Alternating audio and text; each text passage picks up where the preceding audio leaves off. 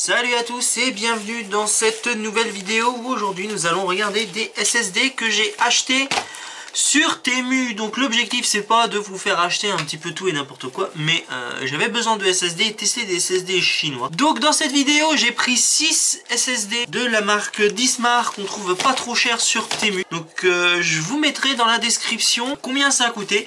Et l'objectif de cette vidéo d'aujourd'hui c'est qu'on va les démonter un par un pour voir les cartes à l'intérieur, pour savoir s'il y a vraiment réellement une ressemblance là-dessus. Et aussi il y a un SSD qui partira dans ce PC portable là, parce que un des membres de la famille qui m'avait donné ce PC portable, passer ce PC portable, c'était pour lui donner un petit coup de boost.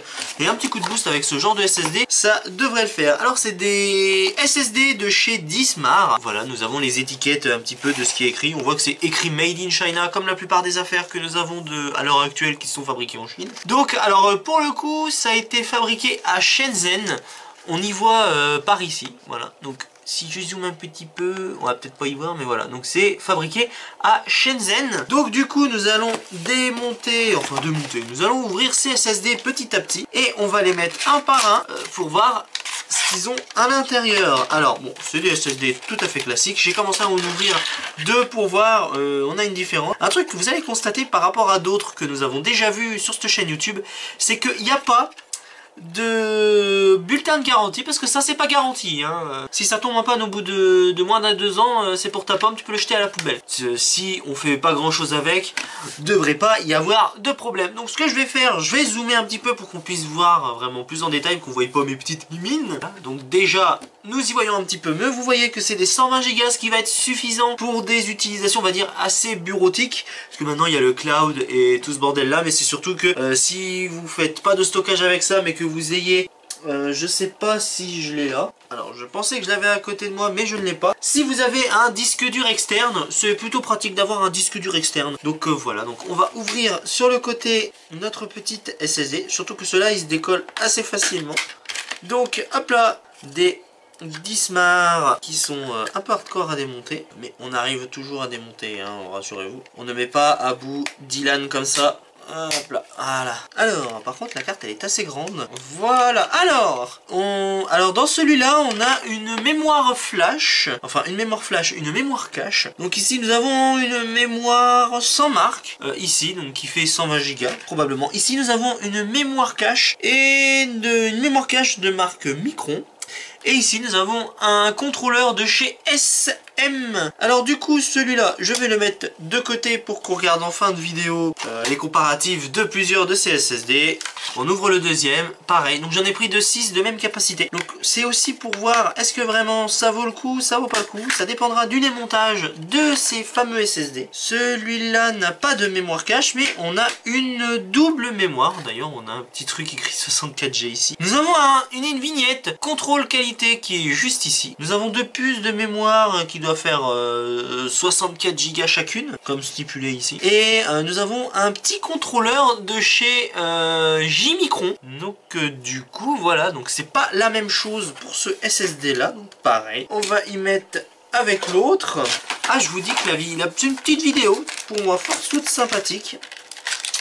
Je vois pas l'intérêt de faire une grosse vidéo là-dessus. Hop, le troisième SSD. Il y en a 6 au total qu'on va démonter. Hein. Donc voilà. Donc, si ça vous intéresse, vous êtes là. Alors, celui-là n'a rien en dessous. Nous avons une étiquette qui nous parle de la version. On voit que ça a changé de couleur au niveau du SSD. Donc ici, nous avons une puce de chez Realtek et deux puces no-name de barrettes de RAM classique. Donc, est-ce que c'est du Samsung? Est-ce que c'est du Hitachi? Je me pose la question. Mais étant donné que pour que ça soit Samsung, Hitachi et tout ça, les barrettes de mémoire flash sortent, on va dire, à peu près des mêmes usines. Oh, ils ont pas dû se faire chier à mettre la marque. Bon, en tout cas, c'est des puces de RAM, on va dire, assez classiques. Au niveau, je dis puces de RAM, mais puces de mémoire, on va dire somme toute classique. Pareil, on va mettre de côté pour comparer plus tard. En tout cas, après, les boîtes, je pourrais les jeter. Hein.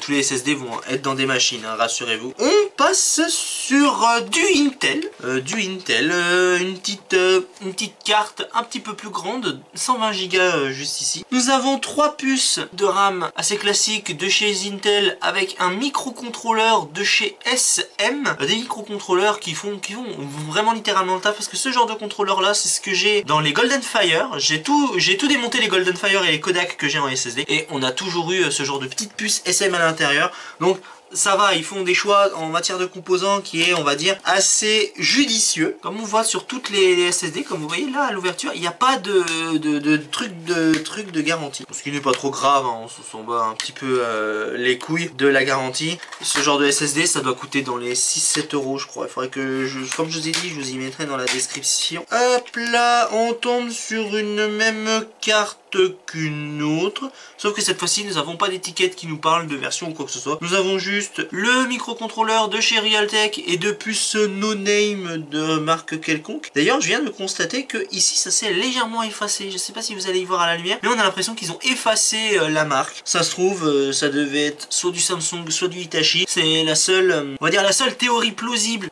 qui aurait pu être. Par contre, je viens de voir qu'il y a une des cartes qui a été cassée. Mais est-ce qu'elle a été cassée au niveau quand je l'ai démonté?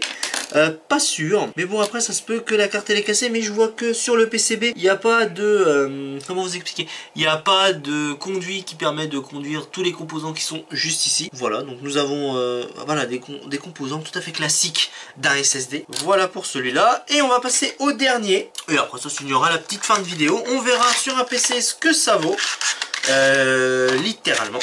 Mais normalement, il ne devrait pas y avoir de soucis. Dernier SSD 220 Go. Si je les démonte tous, c'est parce que les douaniers, quand ils y ont commandé, ils ont vérifié. Ah, pareil, je suis tombé sur un PCB endommagé. Enfin, endommagé, cassé, on va dire. Mais c'est pas quand j'ai cassé le plastique, parce que là, ça serait le plastique plutôt qui aurait cassé, mais pas la carte. Bon, ce qui n'est pas trop problématique. Pareil, on est sur celle comme celle d'avant qu'on avait. Donc, ce qu'on va faire, je vais disposer tous les SSD côte à côte et on va voir les différences.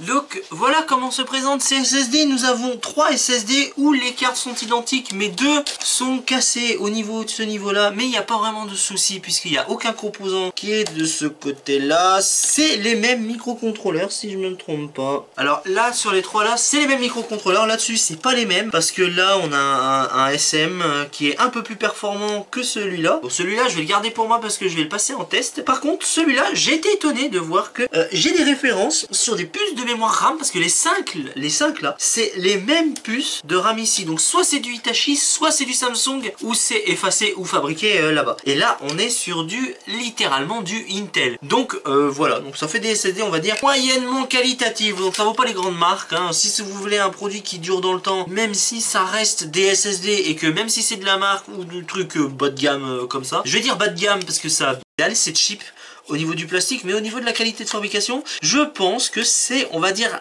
assez, selon moi, hein, c'est assez propre. Ne me fiez pas à mon avis, hein, moi je les ai achetés pour les essayer.